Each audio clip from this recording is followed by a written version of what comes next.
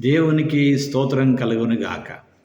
క్రీస్తునందు ప్రియమైన యేసుతో ఏకాంత సమయం క్వైట్ టైం క్యూటీ కార్యక్రమ వీక్షకులందరికీ ప్రభువైన యేసుక్రీస్తు నామం పేరట విజన్ క్యూటీ ఫెలోషిప్ తరఫున ప్రత్యేక వందనాలు శుభాలు తెలియజేస్తూ నేటి ధ్యాన కార్యక్రమం నేను ప్రేమతో ఆహ్వానిస్తున్నాను. ప్రియులారా, నేటి ధ్యానం కొరకే ఏర్పాటు చేయబడిన పరిశుద్ధ లేఖన భాగము ఇర్మియా గ్రంథం 46వ అధ్యాయము 13వ వచనం నుండి 28వ వచనం వరకు. ప్రియులారా, ఈరోజు కూడా కాస్త పెద్ద లేఖన భాగమే కనుక నేను మీ నిమిత్తమై 13 నుండి 16 వచనం చదివి వినిపిస్తాను.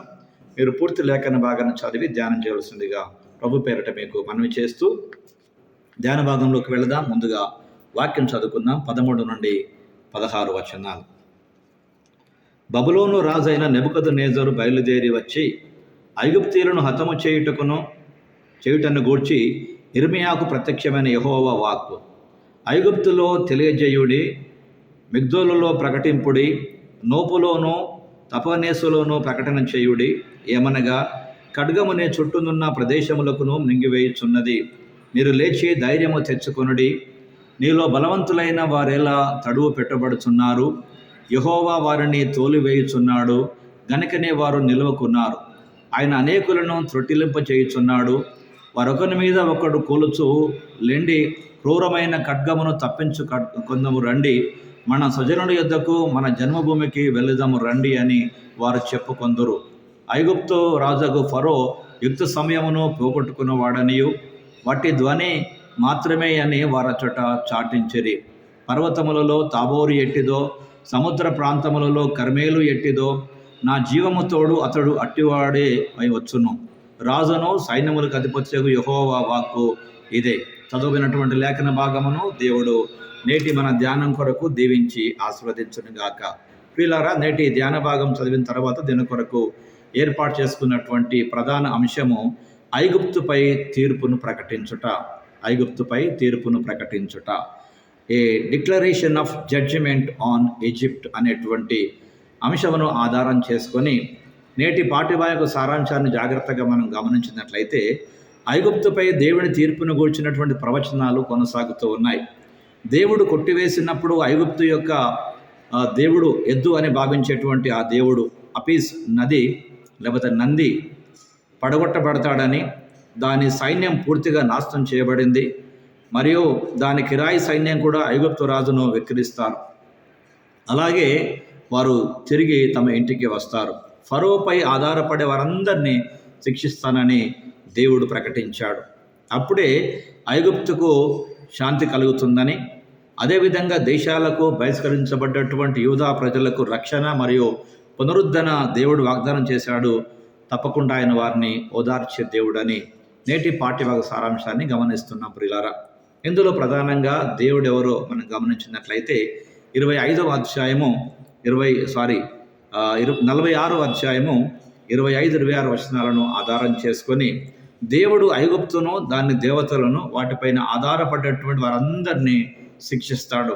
ఎలాగైతే ఐగుప్తు దేశంపై తీర్పు ప్రకటించినప్పుడు వారు పూజించేటువంటి ఎద్దు అనేటువంటి అఫీస్ నంది దేవతను దేవుడు ఎలాగైతే నాశనం చేశాడో అలాగే. కాబట్టి ఐగుప్తు పతనము తప్పుడు దేవుళ్ళపై ఆధారపడేటువంటి ప్రపంచంపై దేవుని తీర్పు యొక్క ఫలితంగా మనం చూడవచ్చు. ప్రియులారా, తీర్పు తీర్చబడిన వారిలో దేవుని ప్రజలైన యూదా ప్రజలు కూడా ఉన్నారు.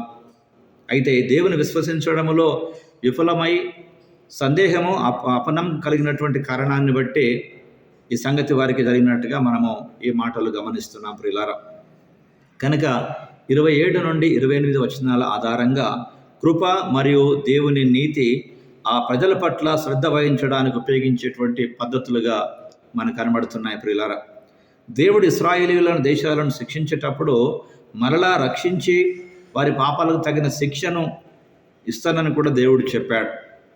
కనుక ప్రియులారా, నేటి పాఠ్యభాగంలో నుండి మన జీవితానికి అన్వయింపుగా దేవుడు తన కృప మరియు నీతి హస్తాలతో నిజముగా సంఘాన్ని కాపాడేటువంటి దేవుడు. నేటి ధ్యాన భాగంలో పాల్పొందుతున్న ప్రియ సహోదరి సహోదరుడా, నిజంగా మనం ఉన్నటువంటి సంఘాలను దేవుడు కాపాడుతూ ఉన్నాడా? ఆయన మాట ఇచ్చాడు, ఆయన మాటకు లోపడితే కాపాడుతాదని. అలాగే ప్రియులారా, మాట ఇస్తే మాట తప్పడి దేవుడు తప్పకుండా తన ప్రజలను జ్ఞాపకం చేసుకొని ఆయన వారిని పునరుద్ధరించేటువంటి దేవుడు అయి ఉన్నాడు. కనుక నేటి పాఠంలో ప్రియులారా, పాపానికి శిక్ష ఎంత వాస్తవం ప్రియులారా, అలాగే పశ్చాత్తాపడ్డటువంటి జీవితాలకు కూడా రక్షణ పునరుద్ధరణ అంతే వాస్తవమని నేటి పాఠ్యభాగం ద్వారా మనం గమనిస్తున్నాం ప్రియులారా. కనుక ఈ పాఠ భాగం ద్వారా దేవుడు మనతో మాట్లాడుతుండగా రండి ఆయన సన్నిధిలో ఒక ప్రార్థన మన కొరకు మనం చేసుకుందాం. ప్రార్థన. ప్రభువా, నీ కరుణను వెతకడానికి ఈ కష్ట పరిస్థితులలో కూడా పునరుద్ధరణ సహాయం కొరకు నిశ్శబ్దంగా వేచి ఉండడానికి మాకు సహాయం చేయండి.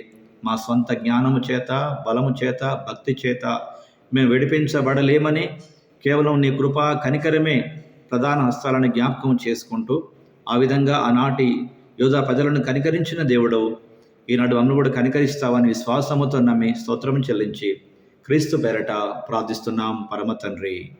Amen, amen. ప్రియులారా, ప్రభువారు నిత్యము తన వాక్యం ద్వారా మనతో మాట్లాడుతూ ఆయన అనునిత్య మనను ప్రోత్సహించే దేవుడిగా ఉన్నాడు. ప్రియులారా, నిజముగా మీరు ఈ అనుదిన ధ్యానాల ద్వారా మేలు పొందిన వారన్నట్లయితే మీ అనుభూతులు మాతో పంచుకోండి. మేము సంతోషిస్తాం, దేవుని స్తుతిస్తాం. అలాగే ప్రియులారా, ఇతరులకు కూడా ఈ కార్యక్రమాన్ని పరిచయం చేయటం ద్వారా, అలాగే ప్రభు మీతో మాట్లాడినటువంటి అనుభవాలను పంచుకున్నట ద్వారా వారి విశ్వాసాన్ని కూడా మీరు బలపరచడానికి చక్కటి అవకాశం అని మరొకసారి మీకు జ్ఞాపకం చేస్తున్నాం ప్రియులారా. కనుక శిక్షను ప్రకటించిన దేవుడే పశ్చాత్తాపడితే రక్షణ పునరుద్ధరణ కూడా ఆయన ప్రకటించిన సంగతి నేటి పాఠ్యభాగం మనకు జ్ఞాపకం చేస్తుంది ప్రియులారా. కనుక ఐగుప్తుపై తీర్పును ప్రకటించుట అనేటువంటి మాట ప్రియులారా, నిజముగా పాపాన్ని సహించని దేవుడు శిక్షిస్తాడు, పాపిని ప్రేమించే దేవుడు రక్షిస్తాడన్న సంగతి మరొకసారి ఈ పాఠ్యభాగం ద్వారా రుజువైంది ప్రియులారా. కనుక ప్రభువారు నిత్యం మనతో మాట్లాడుతూ అనేక పాఠాలను ఈ అనుదిన వాక్య ధ్యానాల ద్వారా నేర్పిస్తూ ఉండగా ప్రియులారా, దేవునికి మనం మరొకసారి నూతనంగా సమర్పించుకుందాం. వాక్యపు వెలుగులో ప్రభు మనతో మాట్లాడుతున్నటువంటి తీరులో ప్రియులారా జీవితాలు చక్కదిద్దుకొని సరిచేసుకొని నిలబడదాం. ఆ విధంగా అనేకులకు ప్రభు కార్యం మన పట్ల ఎంత గొప్పగా జరిగిందో తెలియజేయడానికి ప్రభు మన జీవితాలను ఒక విధంగా వాడుకుంటున్న కారణాన్ని బట్టి దేవుని స్తుతిస్తాం ప్రియులారా. కనుక నిజముగా దేవుడు తనపైన ఆధారపడేటువంటి వారిని తప్పకుండా జ్ఞాపకం చేసుకునేటువంటి దేవుడు అయి ఉన్నాడు. కనుక పాపానికి శిక్ష, పాపికి రక్షణ, ప్రభు యొక్క ఉద్దేశం ఉన్న సంగతి మనం జ్ఞాపకం చేసుకుంటూ ఆ విధంగా ప్రియులారా మనం ప్రభువుకు సమర్పించుకుందాం. ప్రభు కార్యం కొరకు, ప్రభు మహిమ కొరకు మనవంతు కొద్ది ప్రయత్నం చేయుటకు ప్రభు మహాకృప మనకు తోడే ఉండి తన మహిమార్థమాలను నిలబెట్టి నడిపించి వాడుకోవాలని ఆశిస్తాం. ఆ విధంగా మనం ప్రభుకు సమర్పించుకుంటూ ముందుకు వెళదాం. దైవ కృప మనందరికి తోడై ఉండి మనల్ని ఆ విధంగానే నిలబెట్టి నడిపించి వాడుకోవను గాక. Thank you. God bless you all.